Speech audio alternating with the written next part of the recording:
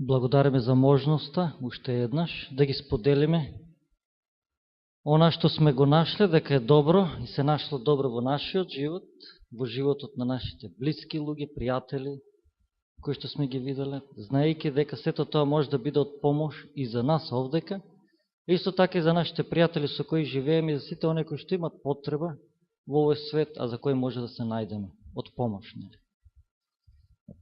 Ќе посветиме, значи, 30 на минути од прилика, ќе споделиме неколку информации. Информации кои што се пред се од медицината, лайфстайл медицина, значи медицина на животен стил. Таа изучува како нашите животни навики влијаат на нашето здравје.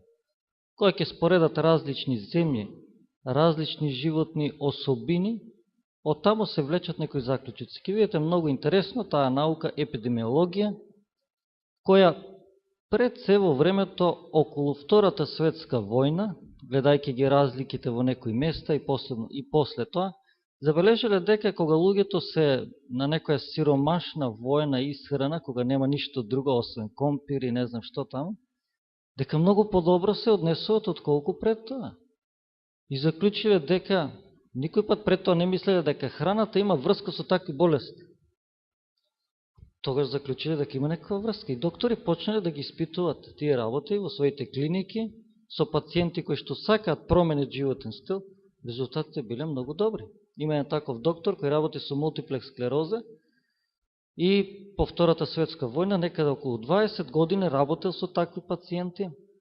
Резултатот бил прекрасен, зависност од која фаза во болеста бил. Тој имал 3 фази, сите оние кои се придржувале сериозно до тоа што он го зборувал, во голем број од нив, процентуално, значи 100% не постоело, но во првата фаза некаде околу 80-90% за 5 години биле во подобра состојба од колку што биле. А мултиплекс склероза е дегенеративна болест која ве остава за 5 години многу пониско. Значи завршувате на количка или на кревет. Во втората фаза имаше некаде околу 60% успешност, а во третата, што било доста голем успех, значи во поразвојната фаза од таа болест, 35%. Значи не сите кои што ќе го применат животниот стил, ќе имаат од тоа, нели, потполна корист, но барем некои од работите ќе се средат, ако не работата на цревата, постабилна енергија. Многу е значајно во која фаза ќе се фати организмот, во која состојба имунитетот и така натаму. Тие отрови, сето тоа се прочисти. Значи, ќе споделиме неколку информации. Може на следниот. Франсоа Ребеле ќе речи: без здравје животот не е живот, тоа е само состојба на потиштеност и патење. Права слика на смрт. Сите тие кои што имаме некаква болест, знаеме. Најважно ние да се излечиме. Секој ден е тежок со болест. Затоа здравјето е доста важно. Оние кои што го немат, не го ценат, се додека не го изгубат. Следното.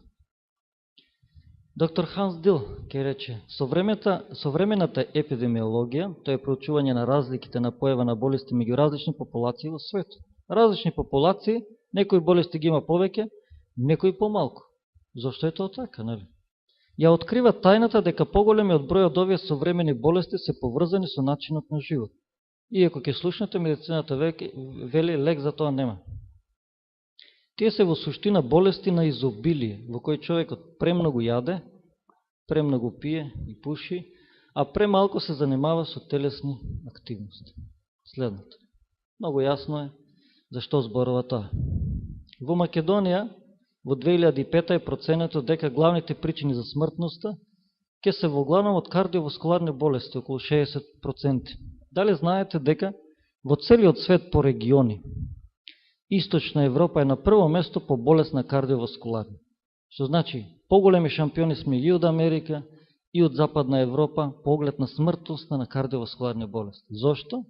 Затоа што јадеме премногу мрсно, премногу солено, премногу благо. Сето тоа заедно го носи сето ова. Кога ќе земеме и од рак смртност 18 до 20%, значи повеќе од 3/4, 3 луѓе од 4 починуват од овие болести. Следното.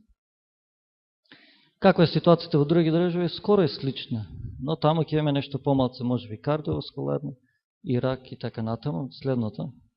Велика Британија е исто, следното, че неколку земји. Бугарија, значи, отприлики смртноста е тука негде. Ке видиме дека прво место е кардиоваскуларното, второ ќе биде рак. Кои се сега причините за смртноста од рак посебно? Дали има некаква разлика од сето тоа? Кај мажи и кај жени, значи кај мажи ќе биде рак на душникот, бронхити на белите дробови, затоа што премногу се пуши. Ако одете на запад, посебно во Чешка, кај што бев, кога си дојдов тука, ми беше многу чудно да гледам како луѓето кои чекат автобус или нешто, пушат цигари. Излезале пред продавници, продавачките пушат цигари. Тоа беше многу чудно во Чешка, тоа скоро и да не го видов, не сум го заприметал толку. А овдека ми беше посебно интересно и се прашав сега, знаејќи ги сите тие последици на сето тоа, тие сепак го користат. Мора да има некоја длабока причина зашто тоа го прават, иако знаат дека е лошо. Следното. Кај жените ќе биде рак на дојката, дебелот, а може да се вратиме уште назад. Значи, после ќе биде на желудникот, премногу солена храна се јаде, ферментирано. На дебелото црево и на ректумот, пак ќе бидат тие животинските масти, простатата, црниот дроб, мочит мери и така натаму. Следниот сега кај жените, ке рак на дојката ќе е на прво место, ќе видиме поврзаност на рак на дојка и нешто друго со животниот стил. Дебелото црево и ректумот, значи желудникот, душникот, малце тоа ќе биде разлика, нели тука. Но отприлике тие се оние главните. Следното. Во Америка, бидејќи во главном таму вршат испитување, бидејќи имат средства. Или пак се поодговорни, сакат да најдат кои се водичките причини сега за смртноста. Како тоа доаѓа? Нели ти имат најдено дека, може да ги звртиш бројките, срце и кардиоваскуларни болести најмногу. Значи тие се водичките причини исто. Ракот е втора. Други ќе има некои хронични, нестрекни случаеви и така натаму. Значи тие авионите кои ќе речат паднал авион, голема трагедија се случила. Замислите колку поголема трагедија представува од срце и кардиоваскуларни болести, а барем 90% од нив може да се спречат. Следното. Сега, кои фактори доведува до тоа? Имат најдено сиромашна исхрана и неадекватна физичка активност најмногу. Што значи сиромашна исхрана? Сиромашна предцена растителни влакни. Второ на витамини, минерали и така натаму. Или неквалитетни јаглени хидрати, неквалитетни протеини. Второ ќе биде значи од цигари и тоа. Следното. Главни типови на рак во западното општество. Слични ќе видиме, значи панкреас, простата и рак на дебелото црево. Зависно од годините, како организмот почнува да трпи сите тие отрови и тој животен стил, полека почнува да се развиват. Од 40-те години па натаму, гледаме некои од почеток се помалку, но при крајот многу повеќе. Следното кај жените, овој кај мажите, нели панкреас, не овој кај првото е мажи, второ жени. Панкреас, значи рак на дојката и на дебелото црево. Следното, мислам дека тука ќе има врски сега исто. Значи стапката на рак на дојка и на простата ни цел свет. Ова е епидемиологија. Значи споредување прават. Бидејќи нашле некои разлики. После тоа ќе има еден уште поинтересна студија која ќе објасни самата разлика во односи на еден народ кога е мени животната навика. Значи во овој случај ќе видиме рак на дојката најмногу ќе ги има во некои земји како Тајланд, Кореја, Кина, Еквадор, Јапонија, Панама и така некои земји кои што се познати дека нивната исхрана во главно се базира на растителни продукти, зеленчук, овошје, а додека Англија, Германија, Шкотска, Ирска, значи онама каде што млечни продукти на големо се користи, мрсно и така натаму, и алкохол, такви работи. Исто и со рак на простата. Значи земјите како што се Тајланд, Кореја, Хонконг, Јапонија, Сингапур, многу помалку за разлика од Швајцарија, Норвешка, Луксембург. Следното. Дали нашиот животен стил пред се како почитувачи на Библијата и следачи на сите тие библиски принципи кои се за на нашето здравје, покажува дека ние имаме поразлична смртност во однос на другите луѓе. Значи покажано е, ако ова зелената линија горе се однесува на останатите жители во Соединетите Американски држави, направено е споредба со Лома Линда, 28.000 адвентисти се следени, и најдено е дека по однос на сите типови на рак се помалку, некаде 50%, некаде 70% од 100 максимум, некаде многу помалку. Например, ќе видите број 2 рак на грлото, затоа што не пушиме воопшто, 5%. Цироза на црниот дроб, бидејќи не користиме алкохол, 13%, изворедно. А сепак и некои други ракови, како рак на градата, леукемија и така натаму, имаме се уште доста голема разлика. Имаше уште едно испитување направено, моментално го нема овдека овој слайд, но вели во истото испитување за кардиоваскуларни болести. Ако 100 е мерката на луѓето кои што се неадвентисти, 50% е разликата на адвентистите кои што ги следат правилата на нејадење само на мрсни месо. Значи, тие јадат месо, но не јадат мрсни месо. Што значи, ако светската популација го прифати овој принцип да не јаде мрсни меса, за 50% би паднало смртноста на кардиоваскуларни болести. Додека оволакто, што биле адвентистите во Лома Линда, ќе биде некаде околу 15-20%, а веганите, стрикни вегетаријаните, ќе додат на 10%. Значи, можно и со веган да се има кардиоваскуларни болести и се почине на тоа, но разликата е од 10 до 100 во однос на светската популација, или овдека од 10 до 50 до оние кои што јадат месо, нели? Зависно сите тие фактори. Следниот. Тука би спомнал уште една работа, ако следевте Опра, имаше една емисија, Сини зони, мислам дека се викаше, покажуваат различни места каде што луѓето живеат подолго, и во Америка беше само една таква зона, тоа беше Лома Линда, позната со луѓе кои што се постари живеа. Покажаат два примери. Во едниот пример, значи, беше еден човек, 94 години, мислам дека беше, се уште помагаше, хирург, помагаше на операција на отворено срце, значи со здрав ум. Кај нас се очекува на тие години склероза на голема да има, бидејќи ако не е од кардиоваскуларни болести, ако не почине, после најверојатно склерозата ги фаќа по-старите, нели? Но тој беше при здрав ум, се уште тука спремен да помогне, значи продуктивен во својата старост. Исто имаше и една сестра околу 103-104 години, која се уште се движеше, спортуваше на велосипед со тегови и така. Значи, луѓето и двајцата беа стрикни вегетаријани, бидејќи имат добра едукација, знаат како тоа да го направат и виделе дека тоа е најдобар начин да се остане со бистар ум и со чиста енергија. Конзумација на масти и рак на дојката, значи забележено е дека колку повеќе се конзумира масти во храната, толку повеќе има рак. И ова излегува како една права линија, што значи многу е јасна поврзаност. И ќе видиме сите оние кои што најмногу користат од Холандија, Данска, Велика Британија, Канада, Америка и така натаму, максимум овие Тајланд, Салвадор, Филипини, Јапонија, кои што многу помалку се користат, значи ги има многу помалку. Следниот. Рак на дебелото црево и ректумот во Јапонија и Велика Британија. 61 година, црвеното Јапонија, многу малку, значи на дебелото црево и ректумот, кај Велика Британија доста голема. Интересно е што за 24 години до 85-та скоро се изедначили. Сега прашањето. Најпрво, размислувањето било дека генетската предиспозиција на јапонците веројатно е поразлична и така имало некој објаснение. Но 24 години не се доволно за да настапи промена во генетската предиспозиција. Најверојатно дошло до промена на нивниот животен стил, адаптирајќи се на проамериканските или прозападните принципи на брза храна, сладка, мрсна и така натаму, нели? Ќе го видиме и следното. Истото е кај жените, малце побавно, но се гледа тоа приложување. Следниот. Ова е интересно испитување, значи направено со јапонците кои се пресели на Хаваите. Значи, првата генерација си се држи до традиционалното си јаде зеленчук и тоа што се го јадат во Јапонија, нели повеќе соја од колку млечни производи.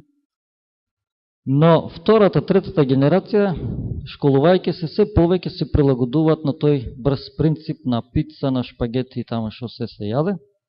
Резултатот тоа.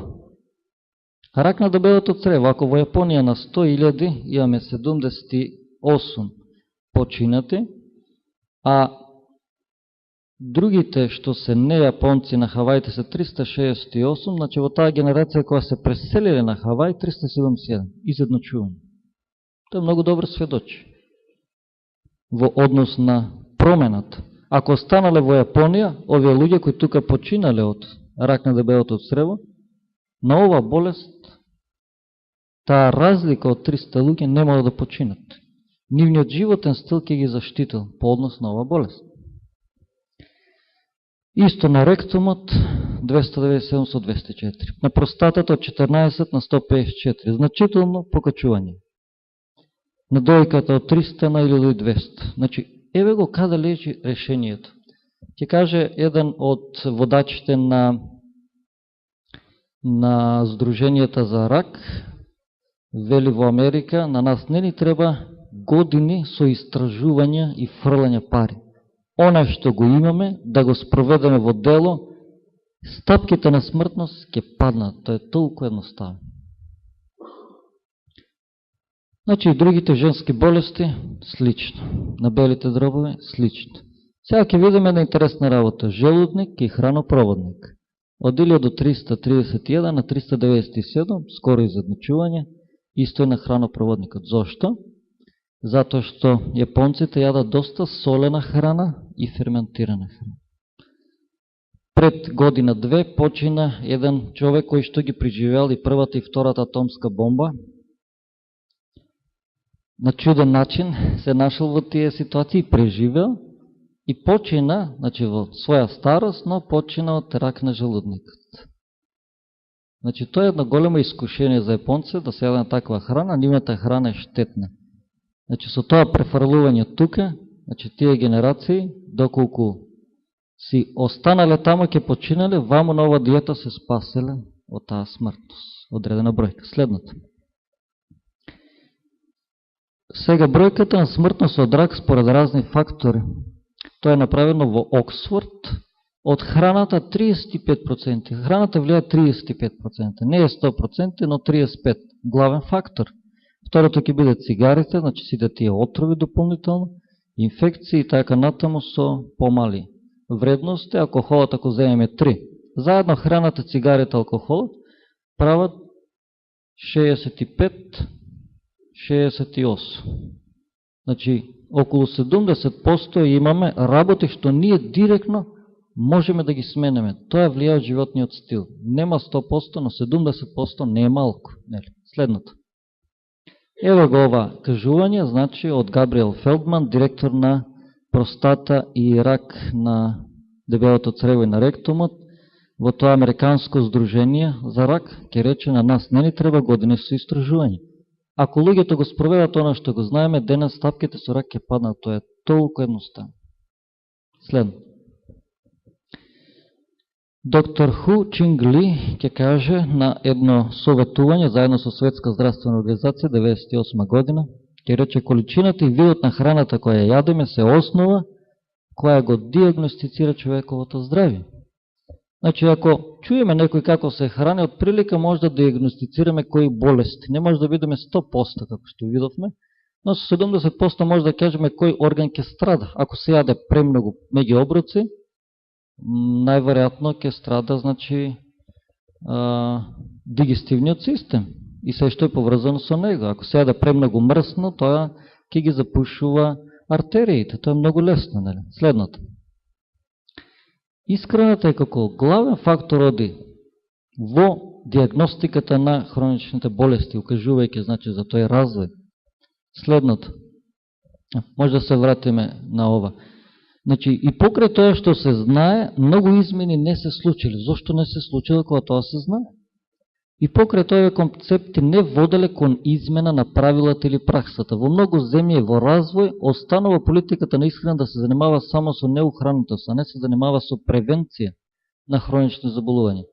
Може би веројатно за тоа што таа храна не е толку вкусна, иако може да се направи, но треба едукација. Следното. Тогаш што е најдобро? Значи, со што може да го замениме сето ово и како може да имаме еден квалитетен живот? Потребно ни е урамнотежена исхрана. Мораме да имаме една мала едукација. Интернетот е полн со разни информации, треба да бидеме мудри во собирањето на тие информации. Доволно јаглени хидрати, доволно протеини. Тоа е основната енергија на која што ние работиме, јаглените хидрати. Тие лесно се претварат во чиста енергија на која ние оперираме. Протеините помагаат тие полека да се обработуват, а исто ни требат и за нашите жлезди. Што ќе рече од растителната храна, житарките имаат најмногу јаглен хидрати, а протеините најмногу ќе ги најдеме во мешункастите растенија, исто така и во јатките нешто, но тие се малце богати со масти, тоа треба да го знаеме. Значи исто и мастини се потребно, тоа лесно може да ги добиеме, витамини, минерали, вода и пред се растителни влакни. За протеини имаме специјално предавање во кое што покажуваме дека доколку човек зима повеќе од 0,8 грами на кило телесна теженост, што ќе каже околу 50-60, зависно од човекот, организмот при нивното обработување ослободува киселини кои што се штетни за организмот и тогаш урината покажува од жолта кон црвена боја, значи имаме труење. Кога се прикиселува крвта на тој начин, организмот бара некаква базна средина, тоа е калциумот, го бара за да може да ја врати базната средина во крвта, како резултат на тоа настанува тој калциум, после се изфрла, а бидејќи се изфрла преку бубрезите, ги запушува и тука се појавува каменче. Тоа каменче, доколку е од калциумова природа, причината е ова. Има и други причини, но во главном се случува да тие се од калциумова природа. Во други места, на некои мускули, кои посебно се користат, значи ќе настане концентрирање на тој калциум и ги имаме после тие проблеми, тие жлеги кои што се појавуват. Значи, остеопорозата се должи токму на тоа, или тоа е главна причина. А од масти знаеме во главном кардиоваскуларниот систем се страда. Следното. Ако ја земеме пирамидата, во главном она што го препорачуват или што се препорачува, кај нас како здружение, значи и лайфстайл медицината, и пред се, значи, житарките треба да бидат основата, бидејќи тие представат лесна енергија и со растителни влакна, доста долго трае. Второ ќе бидат, значи, зеленчукот и овошјето, тие имаат доста вода, полни се со минерали и витамини. Кај овошјето ќе имаме исто така јаглени хидрати, кои што ќе биде како добра енергија. Кај зеленчукот ќе имаме растителни влакна. Значи, ако сакаме цревата да не работат перфектно, прва група се зеленчукот и житарките.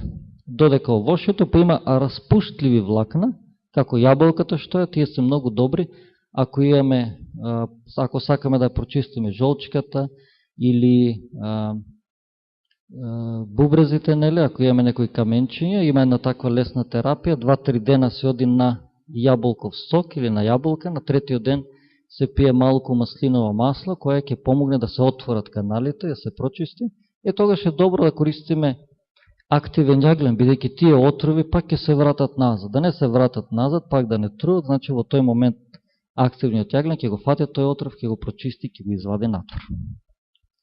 После тоа ќе дојдат, значи, во помала количина, ќе видиме мешункастите продукти, а на крајот си да тие јатки кои што се, значи, тие дојдат во помала количина. Физичка активност потребно, сонце потребно, вода е потребно. Одиме понатаму. Значи, тие групи се многу важни да ги имаме во својата разновидност. Но основата треба да бидат житарките и мешунките, бидејќи тие дават комплетен протеин. Следното. Таа храна во својата комплетност, значи, ако ја земеме, имаме компир, кој што представува извор на скроп, кој што е енергија движичка, протеин и јаглени хидрати пак имаме, значи, во мешунката, исто така имаме и други мешункасти продукти, плюс салата, значи, супа и така натаму. Следното. Тука и ќе имаме, значи, исто. Може да видиме само неколку. Следниот. Значи, сите тие работи се едноставна храна, приготвена што е поедноставно можно. Самиот принцип на исхраната треба да биде што повеќе сирова храна. Колку повеќе човек е болен, толку повеќе треба да оди на сирова храна и на џусеви. Што по малку, значи втората работа треба да биде на парија, изворедни работи се прават на парија и вкусот доста останува, оно квалитетниот, нели? И тоа е исто така доста здраво. После тоа ќе биде на варење, од варење, значи доаѓа следното веќе печење. Значи тие групи треба да бидат во однос на тоа што помалку. Што повеќе едните, што помалку другото, најмалку треба да биде пржење, ако воопшто и пржиме, нели? Следното. Практикуваме и предлагаме доручекот да биде сладок. Много е важно доручекот да биде на време. Ако постанувањето во рок од саат и пол до 2 не се јаде, а луѓето се во ризична група за кардиоваскуларни болести, 2,5 пати се зголемува можноста да се појави удар, бидејќи се згуснува крв, тъй како резултат на тоа се добива. И често пати тоа се случува на сабајле, значи најголем процент од тие удари се појавуваат на сабајле, токму од таа причина. Самата вода е добра да се прочистиме, но се препорачува до тој саат и пол да се прима доручекот, дури ако некој сака, значи и тој пола саат до саат кој се стане исто така доста добро, попладне се осеќа тој вишок на енергија. Сабајле треба да се јади огромно, значи колку што се може повеќе, значи основата ќе биде житарките, јатките, тие ќе дадат тој комплетен протеин, овошјето треба во својата количество да биде, значи најзастапено, бидејќи таа сирова храна. Исто јатките се сирова храна, но предпазливо, нели, разновидни секој ден. Прекрасни мармелади се прават без шекери и така натаму. Значи сето тоа суво овошје кој се стави во вода, па малце ќе се измикса, прекрасно. Урмите се така сладки што можат да им се додаде друго овошје, прекрасни намази се прават. Ако малце им се додаваат јатки, малце рогач, имаме биокрем прва класа што одговара на сето она што ги купиме, 100% здраво и се е со растителни влакни, кои ќе го чистат телото и ќе дадат стабилна енергија. Имаме после тоа да го прикажеме. Значи биокрем е една најбојите работи, гранола е исто. Они кои што се брзат и немат време, Виталија продава гранола. Значи релативно здрава работа. Следното. Печива разноразни може да правиме афион. Афионот треба доста да се користи поради калциум, значи и поради други елементи. Разновидно овошје, следното. Еве го овој, значи графикон, кој што ќе покаже разликата помеѓу три фактори. Шекер, бело брашно, значи бел хлеб и интегрален хлеб. Шекерот е првото нешто, што е целата линија, која што ќе покаже брза, чиста енергија. Сега, мора да ги разбераме луѓето, бидејќи луѓето имаат потреба од енергија за да ги извршат своите должности. Ако не јадеме на сабајле, после кој ќе ни падне енергијата, се тресиме. Бидејќи организмот има потреба од храна, тогаш мора да земеме некоја концентрирана енергија. Тоа е чоколадата, концентрирана енергија. Тоа се сладките работи, концентрирана енергија. Мора да се спасат. Не смеме тоа да им го земеме на луѓето. Мора прво да им покажеме подобро нешто. Тоа е она со растителните влакна, нели? Тие имат брза енергија и велат супер. После неколку време, саат и пол некаде, зависно од дали се јаде заедно или посебно, енергијата доаѓа на исто ниво што било и после продолжува да паѓа. Таа енергија паѓа толку ниско што луѓето се наоѓаат во еден хипогликемичен шок, во кој настапува нервоза, нетрпенија, тогаш се е проблемот за кавгите најголеми, на испит тогаш се стемнува, ништо не се памти и тоа дефинитивно сами себе не се сакаме, не па другите. И тоа е чест фактор, гледаме околу нас. Луѓето кои така се хранат, резултатот е тој. Во комбинација со недостаток на воздух, тоа е неверојатно лоша работа. Второто нешто ќе биде, нели, белиот хлеб. Гледаме дека тој, линијата до него, ќе оди малце покасно, енергија нема толку да достигне, но после некој време ќе почне да опаѓа. Опаѓањето е пак нема да биде тоа толку, некој што гледате пак има опаѓање. Плюс нема растителни влакна, ќе го затвори цревото, нема да работе и се осеќаме некој ни така, ни вака. Третото е интегрален хлеб. Значи интегралниот хлеб поради тоа што има растителни влакна. Белиот шекер нема растителни влакна. Белиот хлеб нема. Ептен малко, значи минимално, а додека интегралниот хлеб има растителни влакна. Тие растителни влакна полека го испушта тој шекер, таа енергија, Резултатот на тоа е помала енергија кај што гледате на спокој. Никој пат не паѓа пониско од оно што било, а не да падне под тоа. И сега, ако доручекот е така добар, настапува ручек, повторно енергија се качува и трае подолго. 5 до 6 до 7 часа може да трае таа енергија. На тој начин е можно од 3 пати дури да се прејде на 2 пати храна, во принцип. На тој начин полесно ќе се спие, плюс ако се има отворен џам со чист воздух. Наутре ќе бидеме свежи и кога ќе станеме ќе бидеме волни за доручек и за практична работа. Кога ќе имаме доручек на време, тогаш распонот на вниманието ќе ни е подобар, концентрацијата ќе ни е подобар, тогаш единствено прашање ќе биде: што да правиме со оваа енергија која има вишок? Тогаш е моментот да почнеме со спортување. Тешко е пред тоа, мора да се пресилуваме, но сега кога имаме вишок енергија, неколку дена со таква храна, што да правиме со тоа? И тогаш почнуваме со спорт, живот во природа, нашиот ум почнува да по друг начин да перцепира природата, живот со животни, добра социјала, и сето тоа дава поквалитетен живот. Сето тоа ни помага ние да бидеме попродуктивни и да може да помогнеме на луѓето околу нас да имат поквалитетен живот, бидејќи можеме да посветиме повеќе енергија, никош не паѓаме во тоа и размислуваме како да ги прошириме нашите таленти, како да си помогнеме еден на друг, како да имаме поквалитетно општество.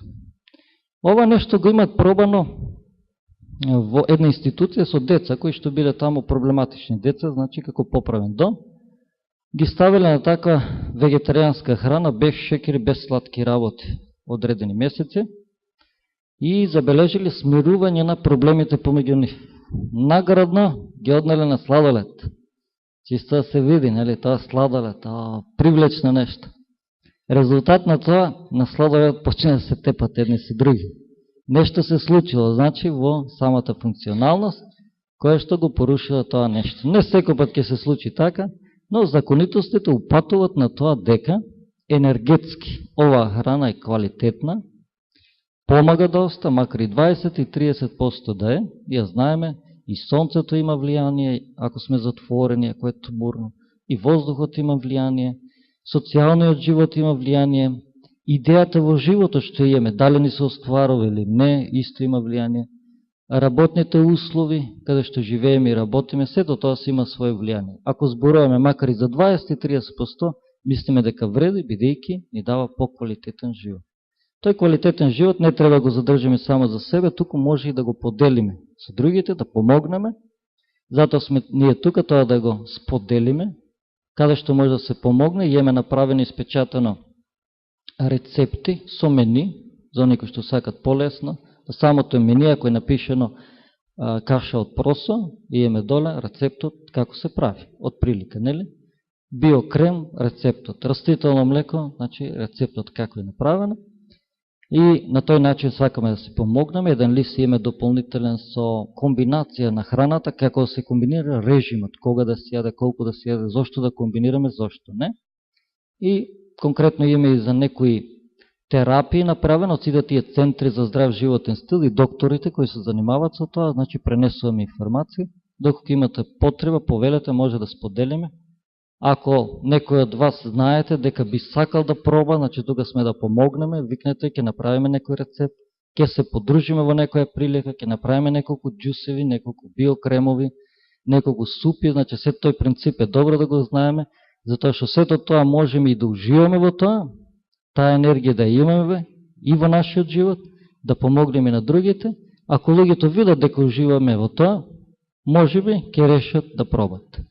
Благодариме на Господа за сите тие информации кои што ги имаме тука, да може да ги спроведеме во нашиот живот и да им помогнеме на другите. Амин.